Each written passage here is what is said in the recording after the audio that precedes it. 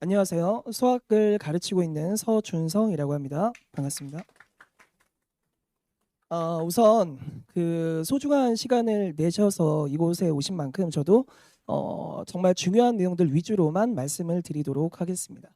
우선 현 시점 중2 아이들이 갖고 있는 생각들을 이제 부모님들 입장에서는 사이가 좋으면은 물론 대화를 많이 하시고 좀 아실 수도 있지만 그렇지 않은 경우가 굉장히 많죠.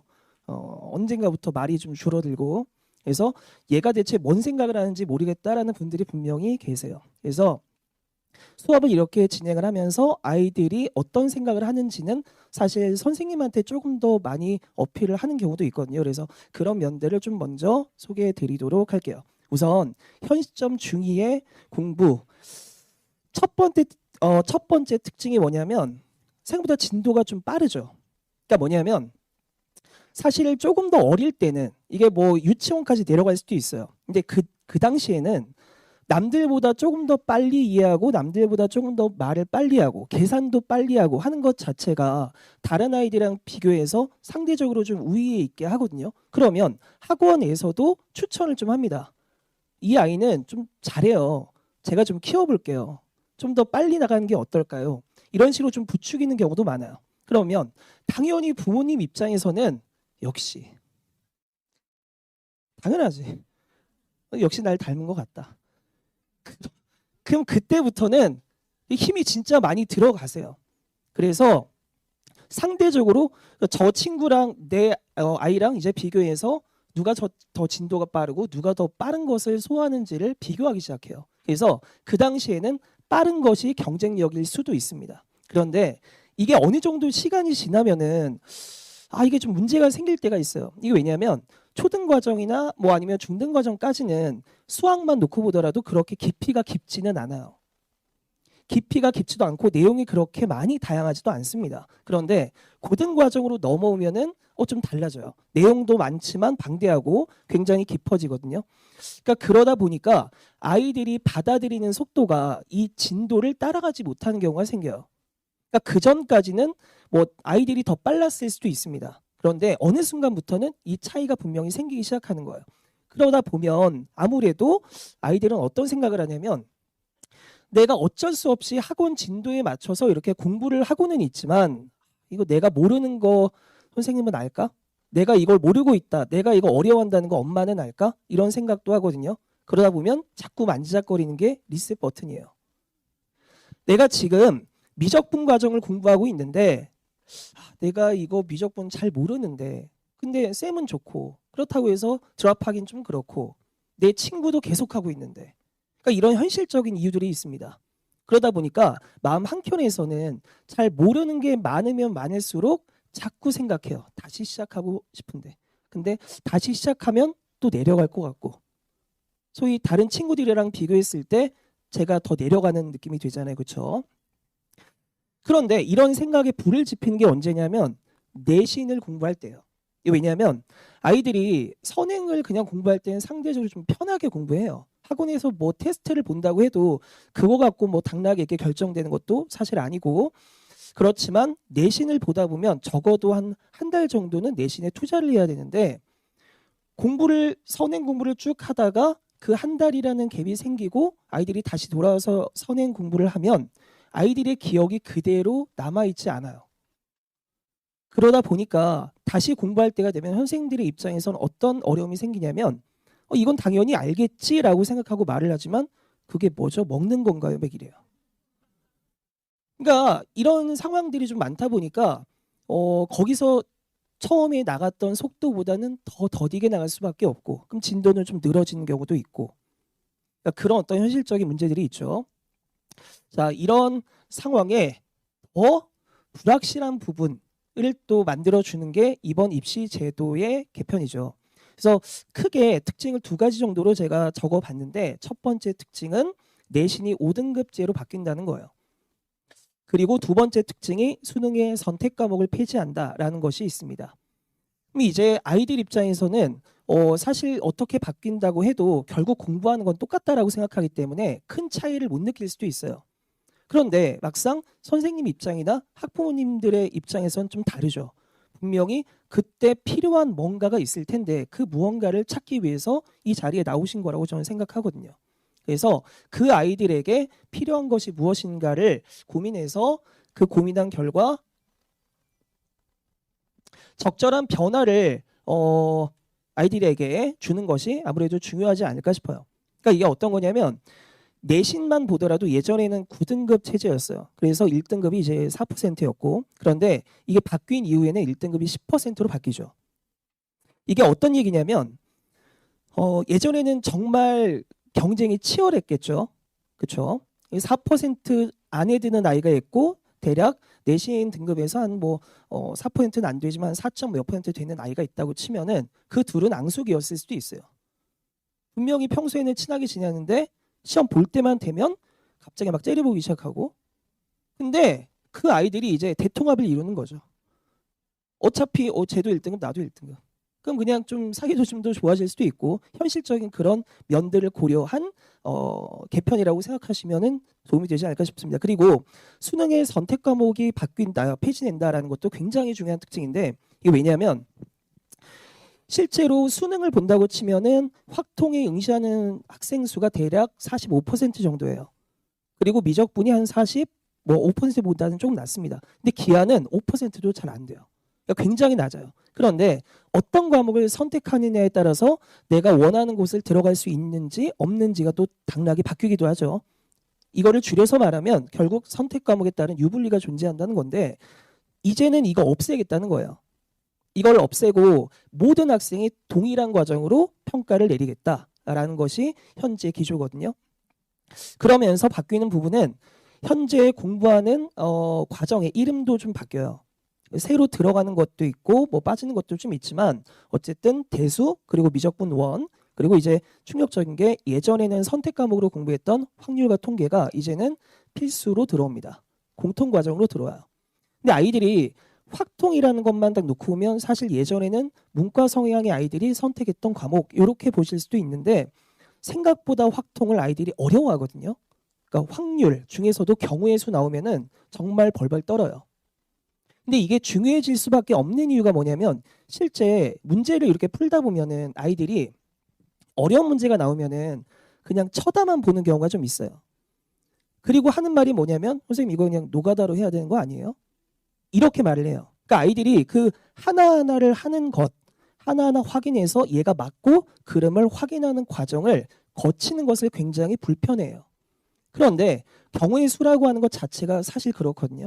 첫 번째 경우 해보고 어떤 가지수가 나오는지 확인해보고 이런 형태의 문제고 실제로 뭐 지금 출제되고 있는 고3 모의고사 문항들만 보더라도 15번에 나오는 수열 관련 문제는 겉으로는 수열이지만 실제로는 경우의 수입니다. 케이스를 하나하나 다 나눠서 얘가 조건을 만족하는 케이스인지 그렇지 않은지를 구분해야 되는 문제예요.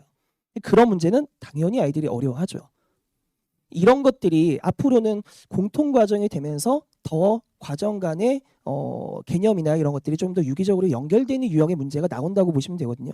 그러니까 애들이 만약에 쉽게 말씀드리면 삼각함수를 어려워했고 그리고 확통도 어려워했다 그러면 그 둘을 합칠 수 있는 거예요. 아니 안 그래도 삼각함수 싫어하는데 그리고 경우의 수도 싫어하는데 그 둘이 콜라보가 돼 있으면 정말 좋아하겠죠.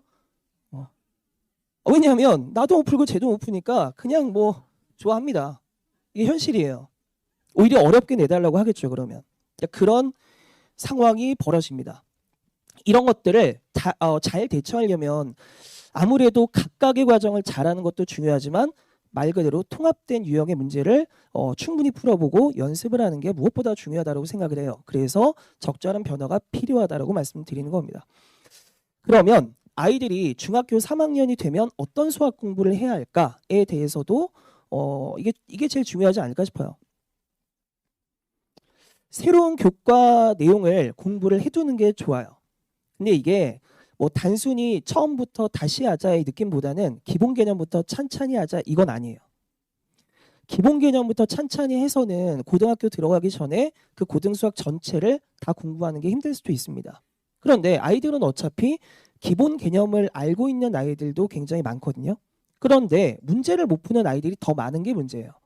그러면 이렇게 새로운 교과 내용을 공부할 때는 주된 초점이 되는 것이 얘가 이 개념을 이용해서 문제를 어떻게 풀고 어떻게 적용하고 문제는 어떻게 읽어야 하고 등등을 배우는 게 중요하다고 볼 수 있겠죠. 그리고 예전에 공부한 과정인 만큼 기초 개념에 치중하는 공부보다는 실전 개념에 치중하는 공부를 할 필요가 있습니다. 이게 뭐냐면 아이들이 선행을 좀 나가면은 시중 문제지로 어쨌든 나가거든요. 그럼 시중 문제지에 있는 문제들의 해설지를 보면 그렇게 좋지 않은 경우가 많아요. 그러니까 풀이를 딱 보면은 풀이가 막 여기부터 여기까지예요. 그럼 애들은 그 긴 풀이를 보고 물론 한번 쭉 이렇게 공부는 해오겠지만 그냥 받아 적어 오는 경우도 있고 이게 받아쓰기도 아닌데 하나하나 그냥 받아 적어 오거나 막상 써놓고 이거 어떻게 푸니라고 물어보면 제가 질문하고 싶은 게 그겁니다. 뭐 이렇게 말해요. 그러니까 잘 몰라요. 그러니까 그게 현실이거든요. 근데 어쨌든 간에 엄마한테 혼나긴 싫고 학원에서 남긴 싫으니까 그냥 종이 위에 뭔가 끄적거려 오긴 해야 돼요. 아이들도 알아요. 이렇게 공부하면 안 되는 데를. 그런 시기가 지금이라고 보시면 됩니다. 그래서 지금은 이미 공부한 내용들의 완성도를 정말 극대로 높이는 공부를 하는 것이 아이들이 성공적으로 고등 생활을 하는 밑바탕이 되지 않을까 이렇게 생각하고요.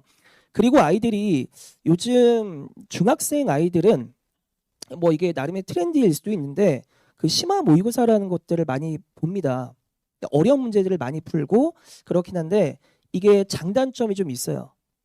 어떤 뭐 단점이 있냐면 일단 시간을 예를 들어 1시간 반을 주고 2시간 주고 문제를 푼다고 하면은 정말 아이들이 갖가지 노력, 갖가지 시도를 해봅니다. 이렇게 해볼까 저렇게 해볼까. 근데 그게 수학 개념을 사용하는 시도면 상관이 없어요. 그런데 아이들은 그렇게 하지 않아요.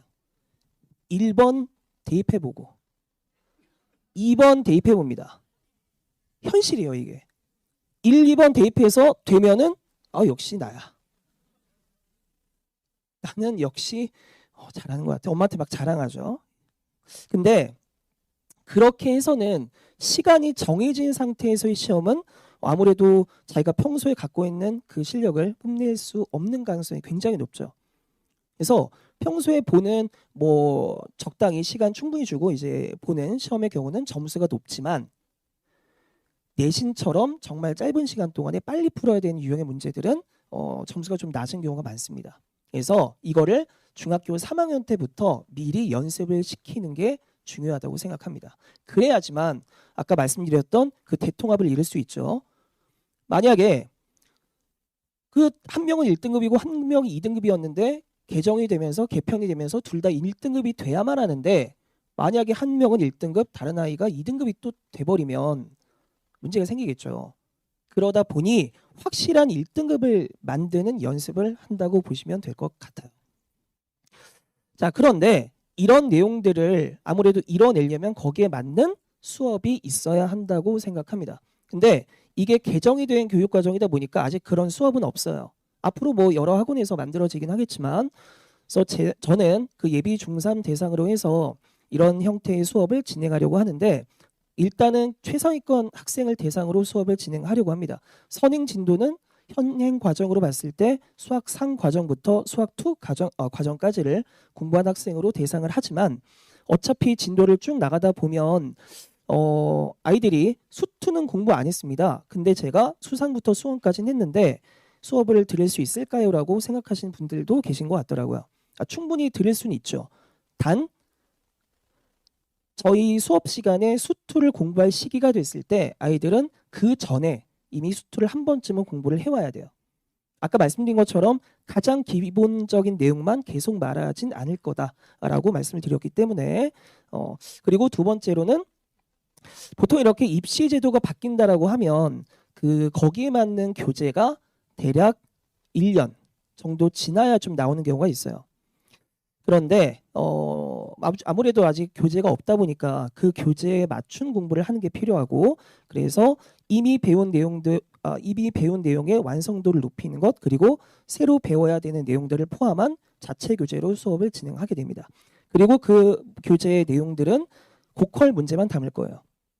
그러니까 막 이상한 지엽적인 걸 물어보는 게 아니라 아까 말씀드렸던 교과 간 뭐 과정 사이에 어떤 융합이 되는 문제들 그런 것들 위주로 공부를 한다고 보시면 됩니다. 그리고 제가 표현하기로는 저는 실력 관리라고 표현을 하는데 아이들의 과제 성취도를 관리하는 것은 이미 해왔을 거라고 봐요. 과제 성취도는 매번 100%인데 점수가 그걸 따라가지 못하는 데에서 뭔가 불편한 게 생긴다고 보거든요. 그래서 점수가 오르도록 수업을 진행하고 관리를 하는 것이 굉장히 중요하다고 생각하고 그것의 트레이닝이라고 보시면 됩니다. 지금 교육과정이 이렇게 될 것이다라고 나오긴 했지만 또 시간이 좀 지나면 구체적인 내용이 바뀔 수도 있어요. 그렇죠? 그럼 거기에 또 동요될 필요가 없으려면 변화에 흔들리지 않는 실력을 갖고 있으면 돼요. 그래봤자 다 맞으면 되죠. 그렇죠? 이 생각이 가장 편해요. 그러면 사실 예비 중3 입장에서 봤을 때는 그만한 시간도 있다고 생각하기 때문에 그 시간을 잘 활용하는 사람이 승리하지 않을까 이렇게 봅니다.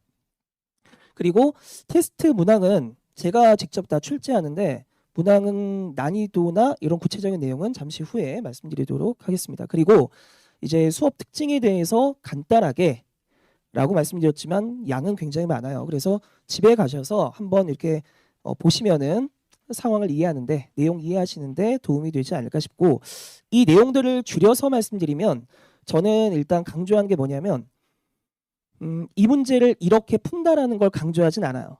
왜냐하면 아이들이 이렇게 공부하면 시간 지나서 문제 자체를 해석하면서 풀어야 되는 상황임에도 불구하고 아 이거 쌤이 어떻게 풀었더라?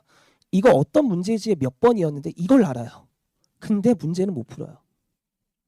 이걸 저희는 그냥 외운다고 표현하죠. 아이들은 동의하지 않을 수도 있지만 결국은 외우는 거예요.